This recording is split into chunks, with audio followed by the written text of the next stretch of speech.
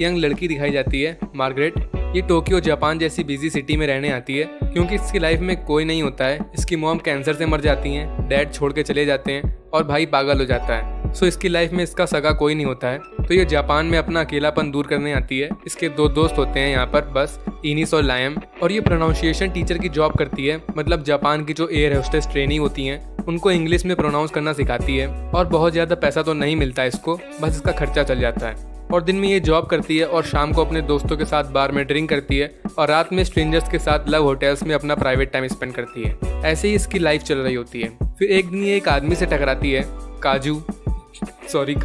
ये थोड़ा अमीर टाइप का होता है और ये इससे नैन मटक्का करता है। और शुरुआत में तो ये भी उन्हीं सब स्ट्रेंजर्स की लिस्ट में आता है जिनके साथ मार्गरेट डेली रात बिताती थी। बट फिर काजू इससे अट्रैक्ट होने लगता है और इससे डेली मिलने लगता है और ये दोनों एक साथ घूमने लगते हैं, अपना टाइम स्पेंड करने लगते हैं और इन दोनों के अंदर एक दूसरे के लिए फीलिंग्स आ जाती हैं और ये दोनों साथ में खुश होते हैं। और काजू एक्चुअली में यकूज़ा होता है, जिनको यकूज़ा का मतलब नहीं पता, सो इसको सरल भाषा में बोल सकते हैं जापान का माफिया गुंडा।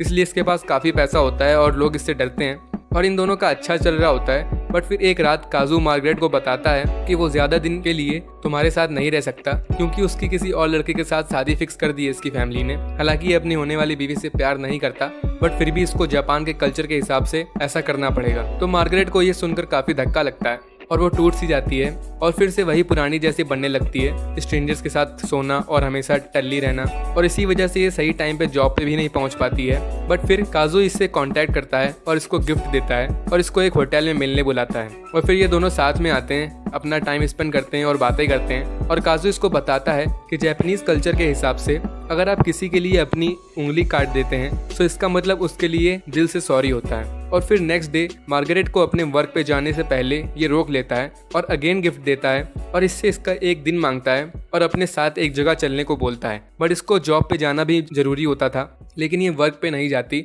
और बिना बताए इसके साथ चली जाती है। और ये इसको ट्रेन से कोई एक जापानीज मंदिर जैसी कोई जगह ले जाता है, जहाँ से बाहर आने के बाद इसको बोलता है तुम्हारा पुनर्जन्म हुआ है, सो अब लाइफ में मूव ऑन हो और अपनी न्यू लाइफ शुरू करो। इसको कुछ समझ में नहीं आता उस टाइम। और फिर ये ट्रेन से वापस आते हैं और वापस आते वक्त मार्गरेट सो जाती है, तो काजू उसको वहीं अकेला छोड़ के गायब हो जाता है। और जब ये जगती है तो ये समझ जाती है कि वो अब चला गया है और ये काफ़ी सैड हो जाती है। और ये नेक्स्ट डे अपनी जॉब पे जाती है तो देखती है कि इसकी जगह कोई और हायर कर लिया गया है और इसको इसकी पेमेंट दे के जॉब से निकाल दिया जाता है। और फिर इसकी दोस्त इनेस भी जापान छोड़ के अपनी न्यू लाइफ स्टार्ट करने चली जाती है और इसका दूसरा दोस्त भी चला जाता है। सो अब इसके पास कोई नहीं होता, ये एकदम अकेली हो जाती है।